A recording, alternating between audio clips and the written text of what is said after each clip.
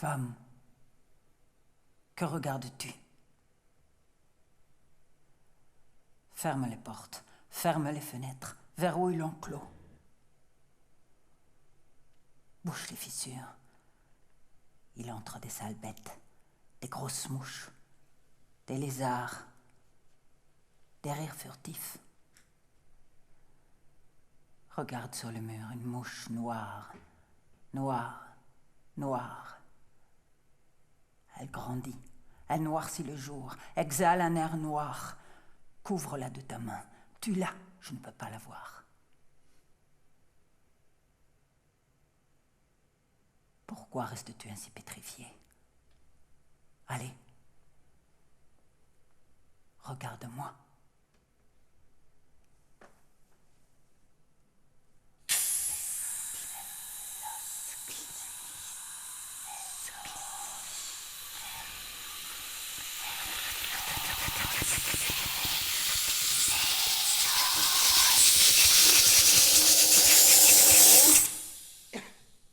Je suis le Tout-Puissant, l'Indomptable.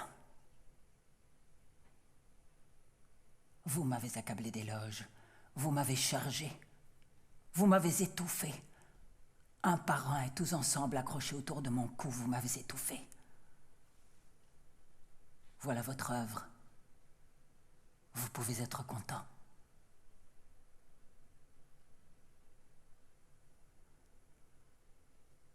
On ne me pardonne jamais un moment de fatigue. On ne me pardonne jamais d'être malade. Vous, la moindre de vos inquiétudes exagérées, vous me la collez sur le dos. Toujours à vous plaindre et à gémir. Une servante a perdu la tête pour un marin. Les laitues ont pourri. Le charbon commence à manquer. Tous vos problèmes, vous les déballez au dîner, à ce moment paisible où on suspend les batailles et les disputes, et où chacun cherche une goutte d'oubli, en s'abandonnant aux besoins primaires de son corps. Et vous, toujours les mêmes grimaces, à bout de souffle, agitant les mains, ouvrant une bouche immense, avalant l'air et les étoiles, et une étoile minuscule, méchante comme un pois chiche en argent, et moi je pense, maintenant elle restera dans ton gosier. Tu tousseras, tu t'étoufferas, tu te tairas.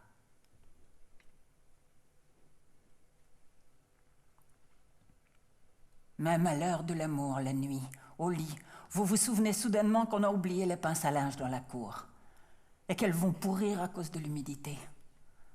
Ah, idiote. C'est comme ça que vous nous chassez hors du lit, hors de la maison, hors du monde, hors de votre cerveau pratique.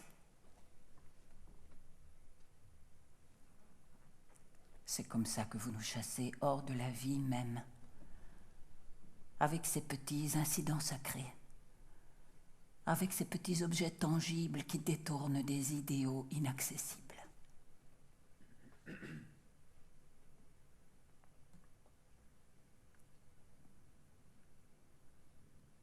À moi, personne ne m'a jamais demandé la direction de mon esprit et de mes yeux. À quelle terreur, à quelles injustices ou quelles envies je dois faire face, moi, l'intrépide, vous voyez. Ou au moins si j'ai mal aux dents ou à la tête, juste comme si je n'avais ni dents ni tête, tout au plus de la pierre, ou simplement de l'air.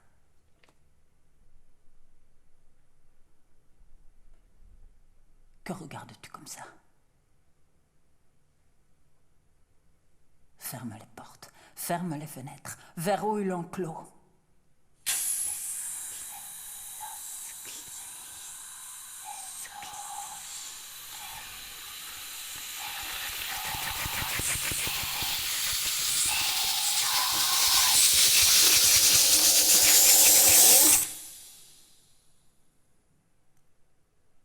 Me voilà donc, le Tout-Puissant, l'Indomptable. Regardez-moi. Personne n'a jamais demandé à partager mes tourments. Vous, les innocents, les fourbes, les désespérés, les sournois, vous n'éprouvez pour moi qu'une admiration intéressée. Pas d'amour, non. Seule une admiration exigeante. Admiration exigeante.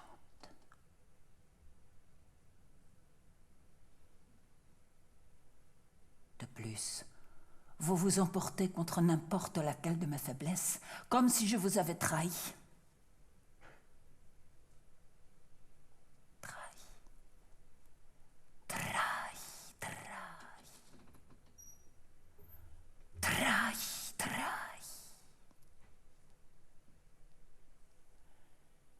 Et je vous ai trahi, vraiment, comme je me suis trahi moi-même.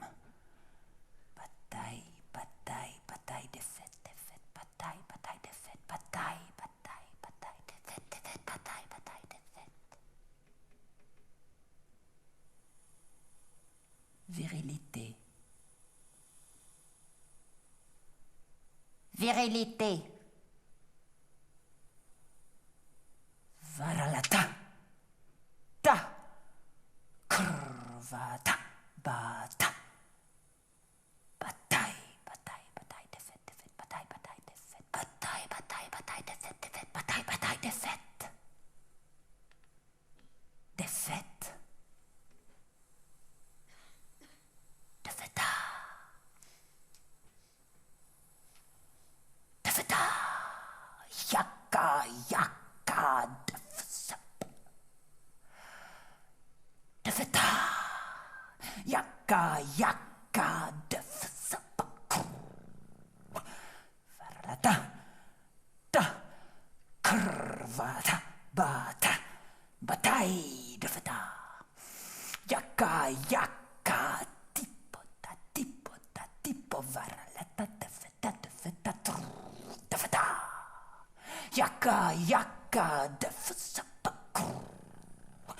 Varlata. Ta. Kurvata. Bata. Bataille, défaita. Yaka, yaka, pek, taka, pek, taka, pek, taka, tipota, tipota, tipo, varlata, défaita, défaita, trum, tum, trrr, ta, trum, tum, trum, trum.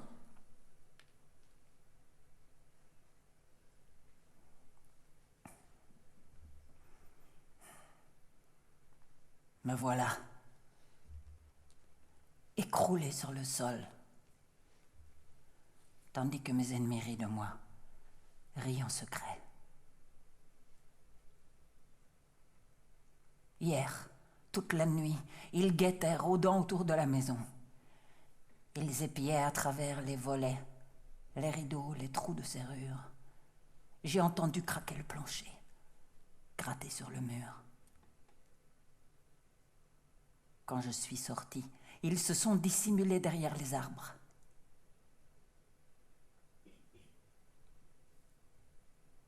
C'est moi qu'ils guettaient.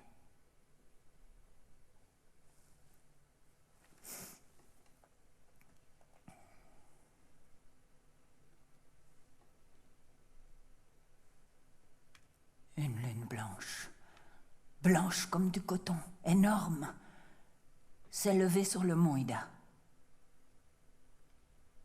Une brume blanche m'a couvert les yeux, j'ai oublié. Un mouchoir blanc, comme quand on jouait à Colin Maillard à Salamine. Sans deviner qui t'appelle et d'où, avec une voix camouflée, comme si on était à l'intérieur d'une grande église sombre en plein soleil et que, au-dessus de notre tête, on apercevait l'icône avec la tête coupée de Saint Jean sur un plateau.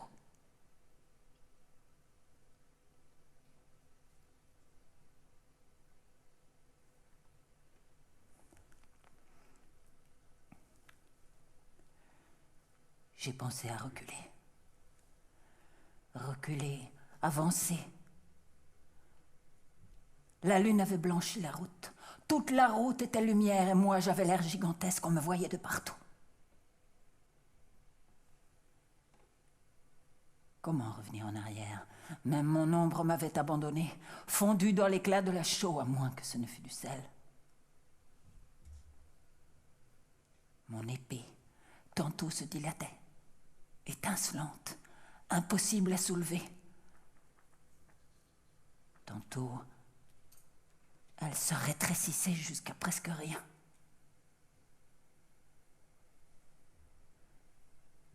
Comme l'ongle rongé d'un enfant.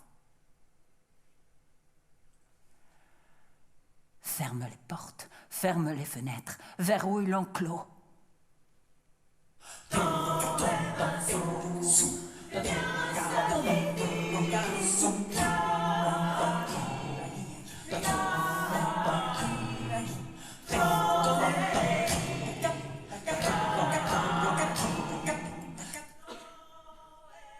Toutes les maisons fermées à clé, et moi il m'avait enfermé au dehors. Des anneaux de cuivre brillaient aux portes. De grands anneaux roulaient en dévalant les collines. Ils m'ont pris au piège. La lune, énorme dans son orbite, ouvrait des puits secs pour que je tombe dedans. Je ne pouvais ni marcher, ni m'arrêter.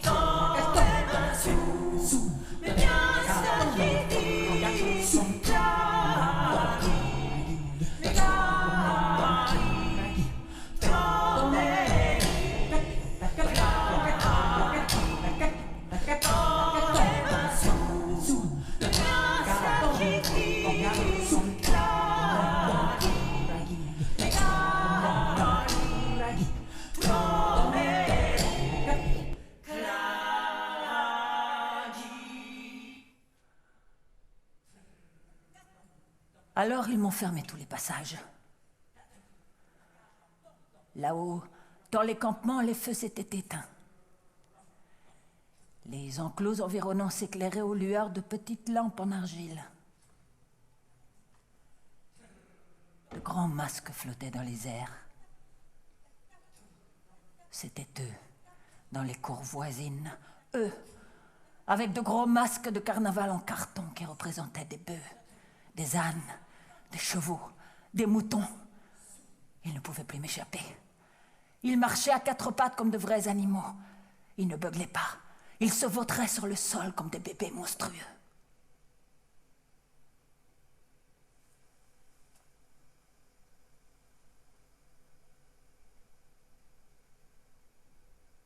Le silence courbait au-dessus de moi comme une cloche de verre.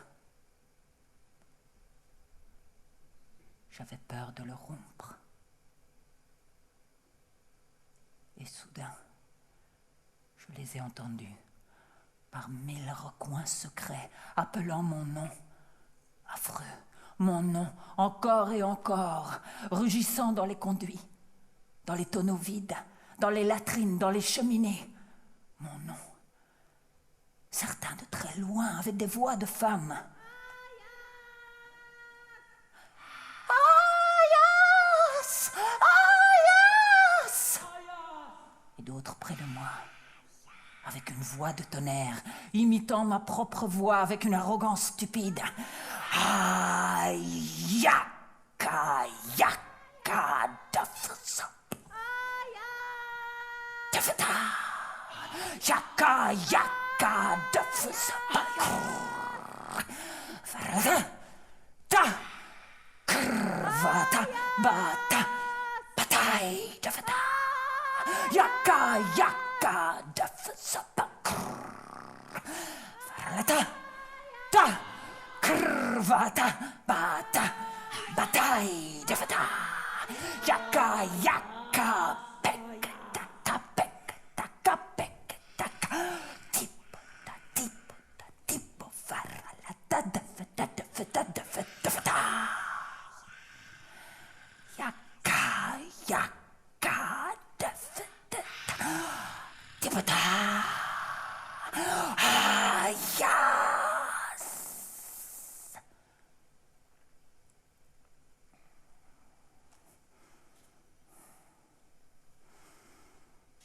au point que j'en ai haï mon nom à jamais. Ah, ne plus jamais l'entendre, que plus personne ne le prononce jamais, rester anonyme, oublié, attaché sous le ventre de mon cheval. Alors je n'ai plus résisté. J'ai levé mon épée, frappé. Je les ai tous traînés jusqu'ici. Je les ai tous enfermés dans l'enclos. Regarde-les. Et c'était ces bêtes-ci. Ferme les portes, ferme les fenêtres, verrouille l'enclos. Ticalo, ticalo, derire, tipota. Ticalo, ticalo,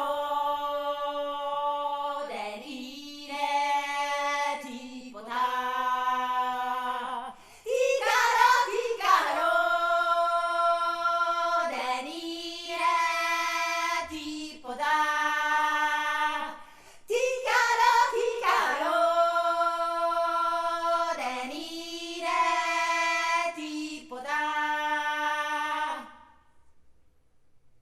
Femme, que regardes-tu avec cet air?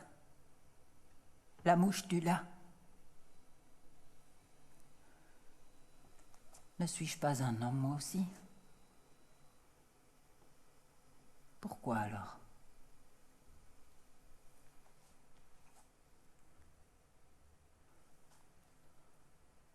Toute la nuit, tu m'as épié, toi aussi. Derrière la porte, oui, avec mon enfant. Tu m'as montré à l'enfant pour qu'il puisse voir mon effondrement. Non. Non. Tu as couvert ses yeux avec tes deux mains pour qu'il ne puisse pas me voir. J'ai crié.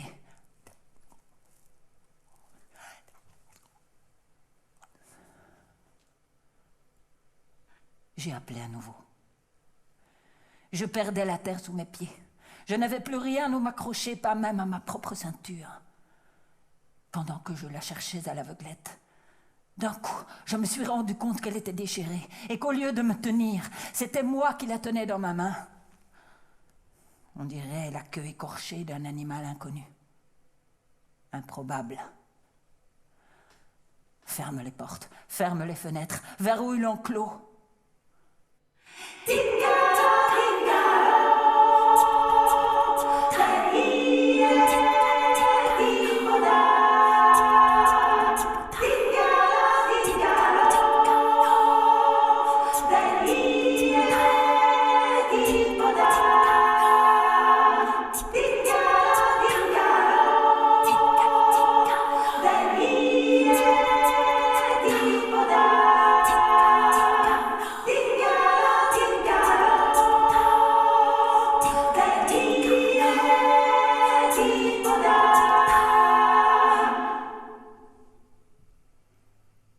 Cette nuit est passée.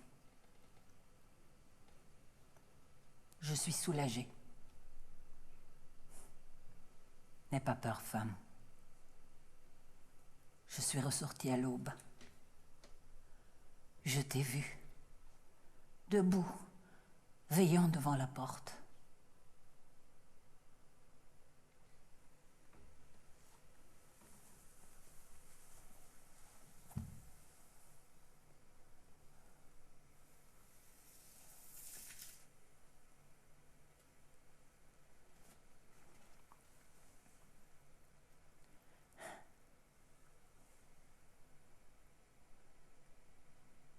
Descendu sur le rivage avant que les marins ne s'éveillent. J'ai pris de l'eau dans le creux de ma main et j'ai baigné mes tempes. Comme nous sommes petits, mon Dieu, si petits devant ce monde infini qui s'éveille, devant cette lumière sereine, immortelle.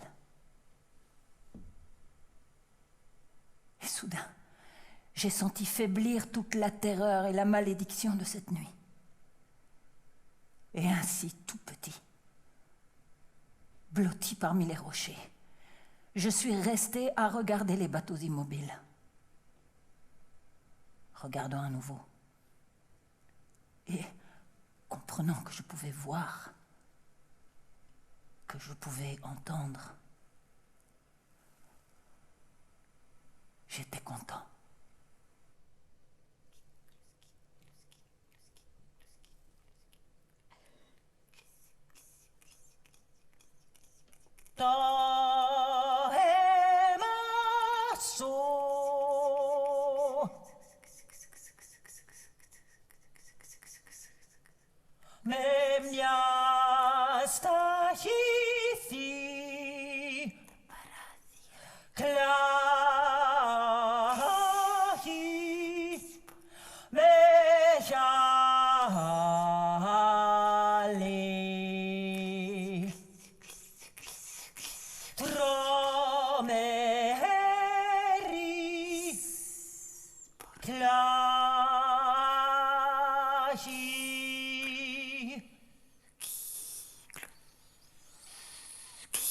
On n'entendait que le grincement tranquille et solitaire des planches et des cordes dans la respiration de l'eau calme. Comme un aviron secret qui m'emportait au loin, oublié, sans aucune arme.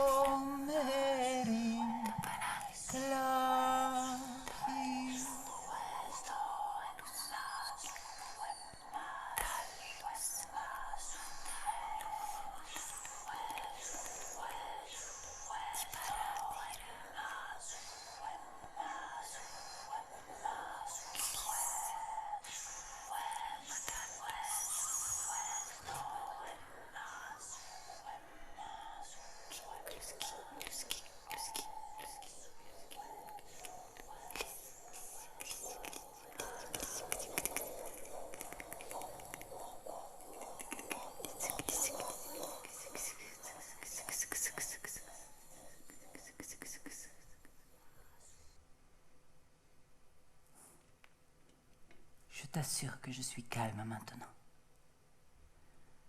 Je ne recherche ni la mort des autres, ni la mienne.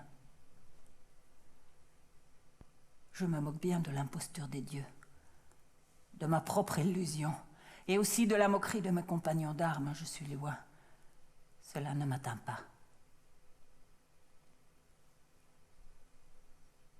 Que puis-je faire avec ces trophées inutiles? Le grand bouclier et la lance. Pour se défendre de quoi? Et comment?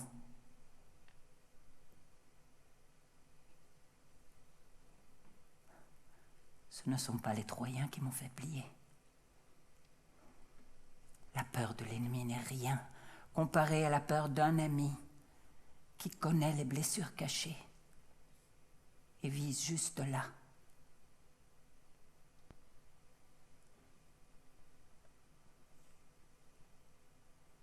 Le cœur de l'homme est une racine humide dans la terre, patiente, cachée dans les profondeurs. Le printemps approche. Elle pourrait faire éclore de nouveaux bourgeons.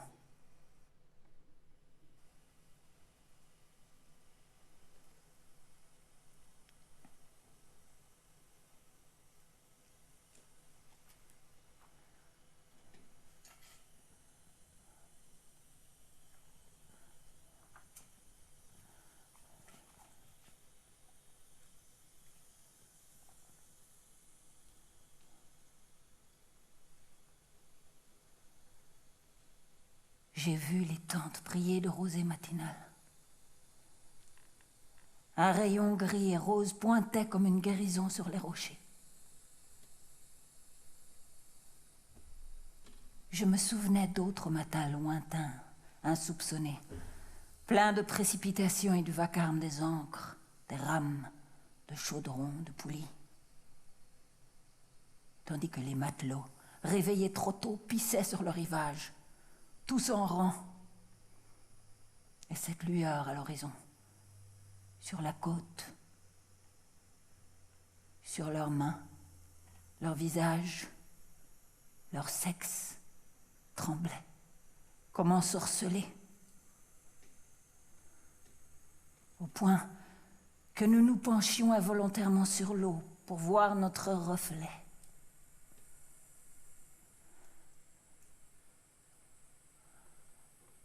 Encore une fois, nous tombions amoureux de nos propres corps dans leur virilité indomptable. Jusqu'à ce que le spectre du soleil gigantesque émerge de la mer et que nous nous perdions, une fois de plus, entre débauche et bataille vaine.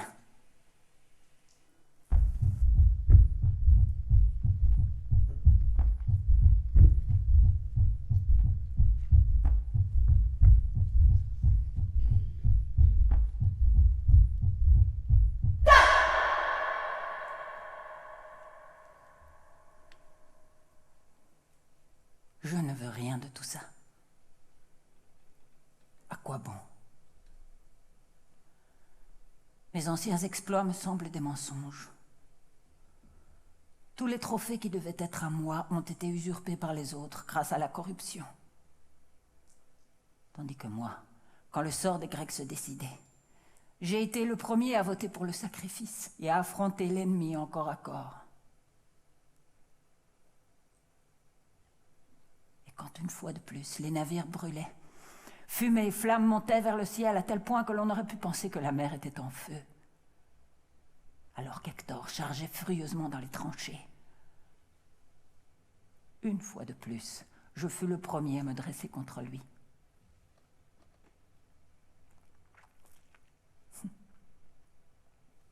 Les Atrides, c'est clair, ne s'en souviennent pas. Ils n'ont qu'une préoccupation, butin et trophée, alors qu'ils en profitent au prix de ruses, de peur, de tromperie. Mais jusqu'à quand?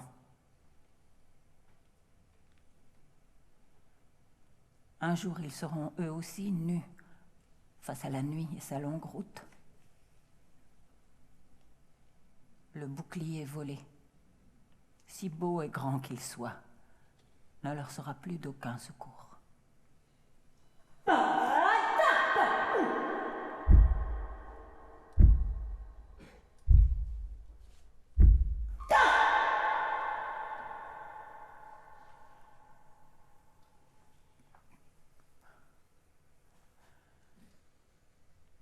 Un peu plus loin du rivage pourrissent des montagnes de vêtements des guerriers morts. Peu à peu, une sorte de matelas épais et douillet s'est formé. à l'arrivée du printemps. C'est là que surgissent des milliers de fleurs sauvages multicolores. Peut-être prennent-elles leur couleur de ces vêtements.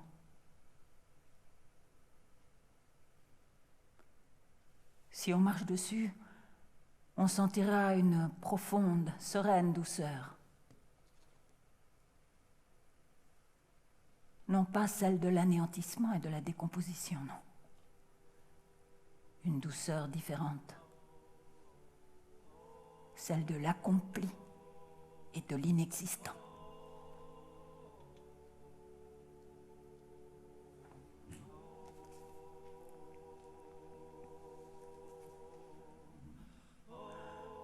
Ceux qui nous ont quittés reviennent en silence auprès de nous, par le chemin le plus court, à travers les collines d'oliviers, les vignes. Je les ai vus tandis que je rentrais à la maison. Ils me faisaient signe. Ils passaient, sombres et muets, comme les arbres de la rive reflétés dans le miroir lumineux de l'eau. Une lune blanche se tient au-dessus d'eux, toute la journée, et elle ne les éclaire pas. Leurs cheveux tombent sur leurs joues, leurs mentons, leurs épaules comme des herbes sèches. Leurs mains sont longues et fanées. Ils sont incapables de tenir les boucliers, les arcs. Ils n'y pensent même pas. Pas plus qu'ils ne recomposent l'expression de leurs lèvres relâchées. Incontrôlés, invisibles, avec cette sévérité joyeuse qui fait leur posture en harmonie avec leurs beaux mouvements, avec l'absence de toute précipitation, avec leur tempo lent, infini, inattaquable. Je les ai enviés.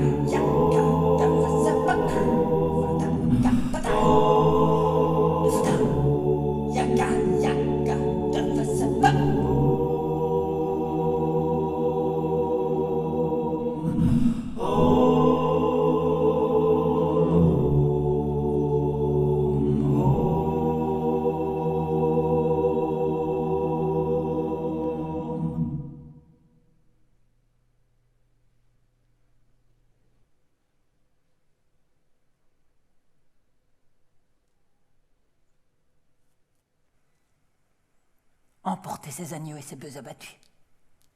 Mais oui, des agneaux et des bœufs. Et que mes ennemis invincibles se moquent de moi. Emportez-les loin d'ici, je ne peux pas les voir. Ah, c'est toujours ainsi que j'ai gaspillé ma force, à combattre des fantômes, remportant des victoires totalement imaginaires, vainquant des villes d'or chimériques. Chimériques. Chimériques.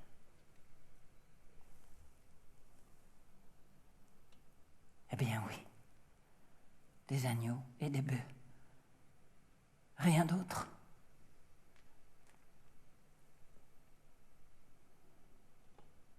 Hier, toute la nuit, tu entendais toi aussi leur beuglement pitoyable. Regarde ce bélier blanc, la sérénité et la tristesse de ses yeux, mon Dieu. Un vrai Saint-Jean. Ses yeux m'ont enseigné l'humilité sereine.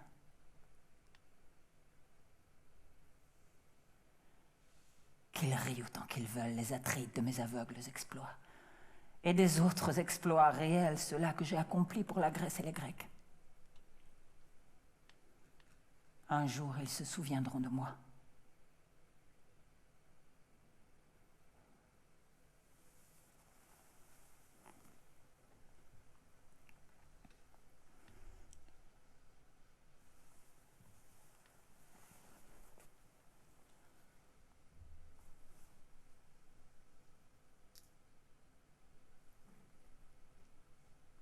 Qu'ils ne se souviennent pas de moi.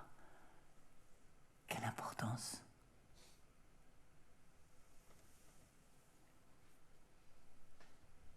Quant à moi, ce que j'ai découvert en perdant tout me suffit.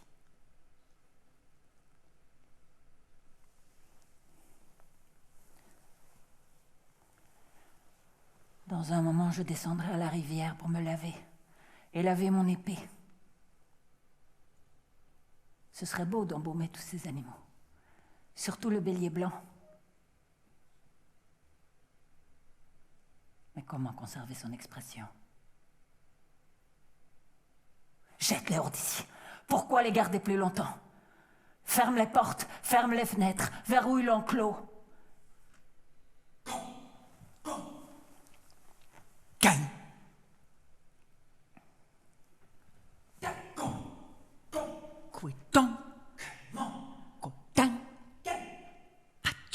Écoute, il rit à nouveau dans la cour. Ou non? Chut, chut. Comme ce serait bon de rétrécir, rétrécir, rétrécir, ne plus bouger. Se recroqueviller tout entier, se cacher sous le bouclier tombé, rouillé par la pluie et le sel, avec ses vieux motifs héroïques tout effacés, de se blottir sous lui et de tirer la lanière pour ne plus faire qu'un avec la terre.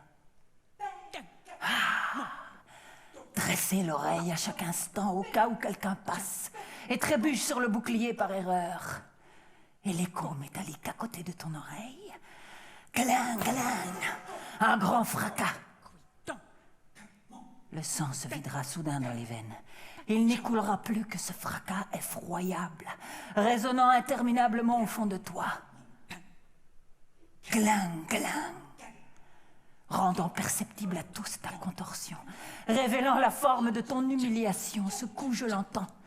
Il me possède, comme la trahison de moi-même par moi-même.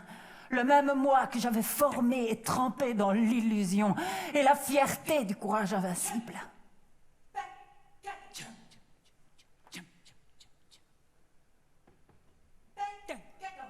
Quel courage d'ailleurs! Quand au plus profond nous gouverne notre vie étrangère et notre mort étrangère.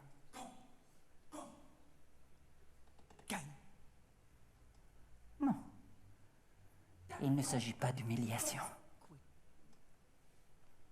Si j'ai été vaincu, je l'ai été non par des hommes, mais seulement par les dieux.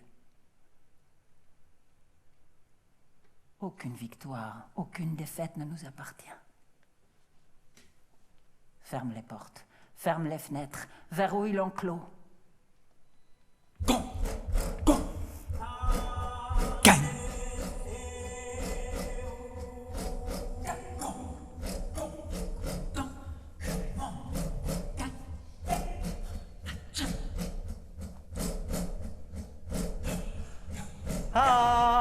Amenez Seu.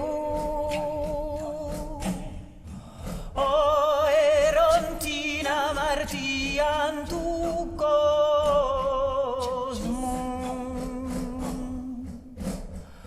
Eleison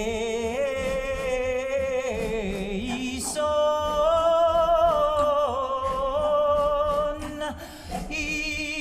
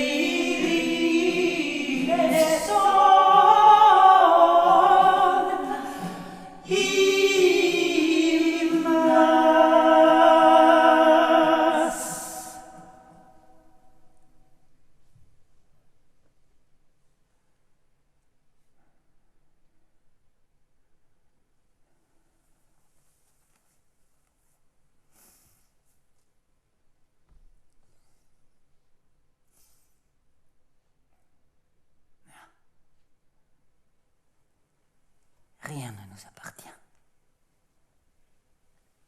Ce que nous faisons, ce que nous sommes, un autre nous l'a donné et nous le reprend, au-delà de notre volonté. Et cette mouche qui continue à bourdonner, bourdonner, tue-la. Un pied étranger a heurté, de nouveau le bouclier est tombé. Tu l'entends? Clin, clin. Le bouclier. Clin, clin. Ça s'arrête. Ça s'est arrêté.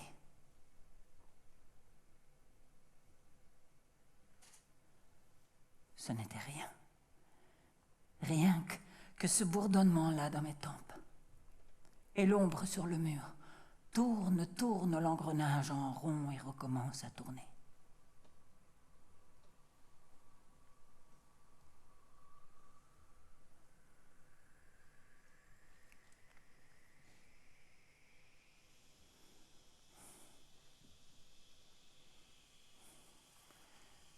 Je veux me souvenir de quelque chose de bon.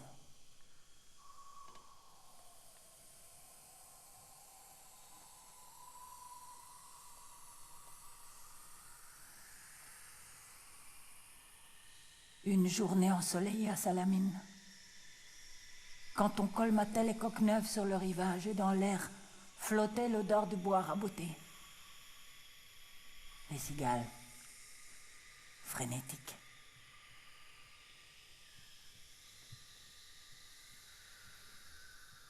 Je veux.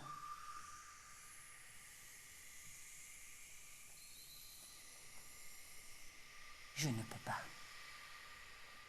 La mémoire se brise en son milieu. Tout s'engouffre dans ce vide. Seuls les laideurs restent. La lampe aveugle de l'ennemi dans les yeux quand tu dors. Les fers aux pieds. Le harpon sur la tempe. Les cris des blessés la nuit dans la vallée avec les chacals. Et mon propre cri parvenant de loin à mes oreilles.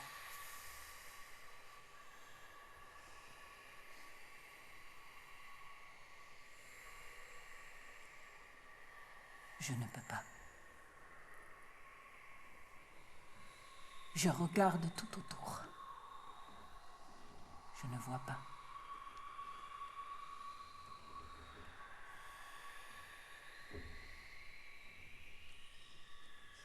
Je veux voir par-delà ces animaux abattus.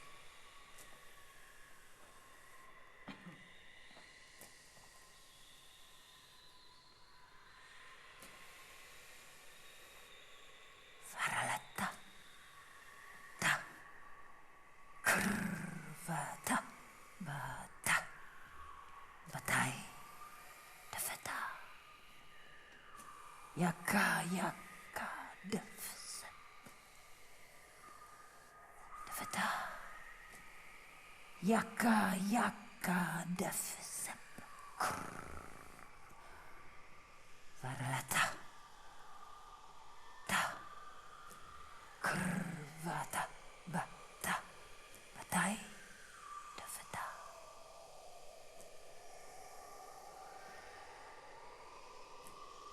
À quoi bon désormais les gloires, les trophées, les louanges? Ils ne sont rien. Rien non plus l'échec et la dérision. Tout disparaît avec nous. Jamais dans ma vie je n'ai cherché des esclaves, des admirateurs, des soumis. Je veux seulement un homme à qui parler, d'égal à égal. Où est-il?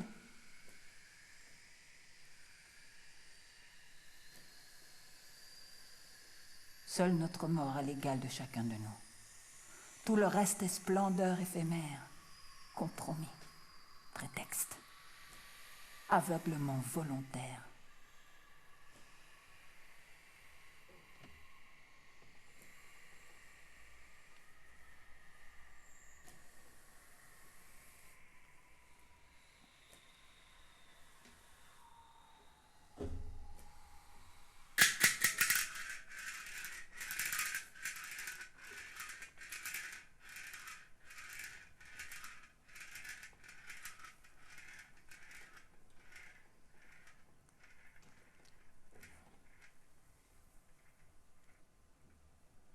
Je me souvins alors de Salamine. Certains matins pâles entre bruine et brouillard qui effaçaient tout dans le temps. Seule brillait la route argentée, solitaire, menant vaguement quelque part, tournant de temps en temps, tournant à nouveau pour éviter des obstacles invisibles ou pour son propre plaisir, d'un blanc argenté.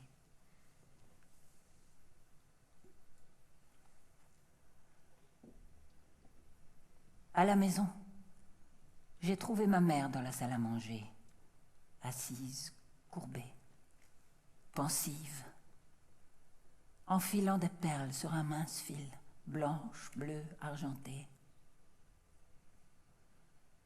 Que vas-tu en faire, mère?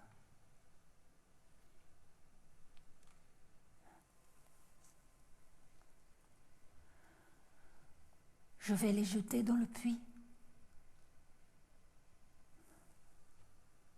Elle souriait. Mais alors, pourquoi les enfiles-tu? Je la regardais. Elle n'a pas levé les yeux.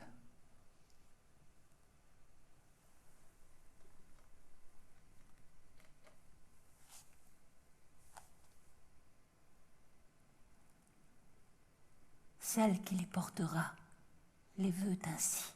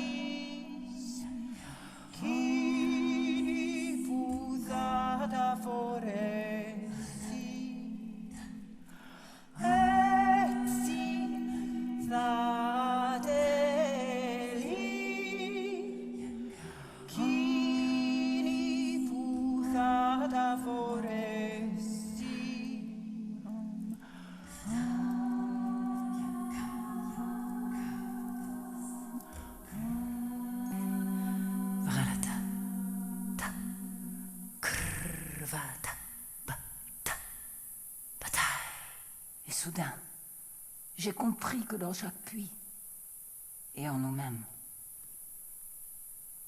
il y a une belle femme noyée. Une noyée. Une femme qui ne veut pas mourir. Je ne sais même pas ce que ça veut dire.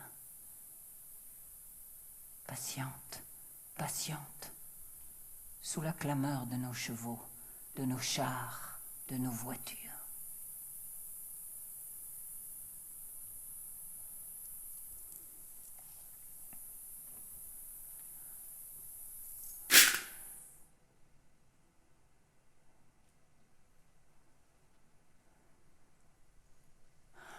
Ouvre les fenêtres, ouvre les portes, déverrouille l'enclos.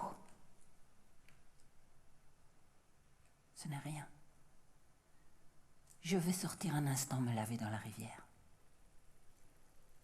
Je vais me laver, laver mon épée. Et peut-être aussi trouver un homme. Un vrai. Pour qu'on parle.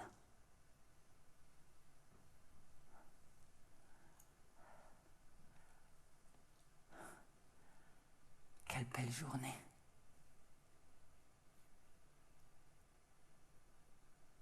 Adieu, femme.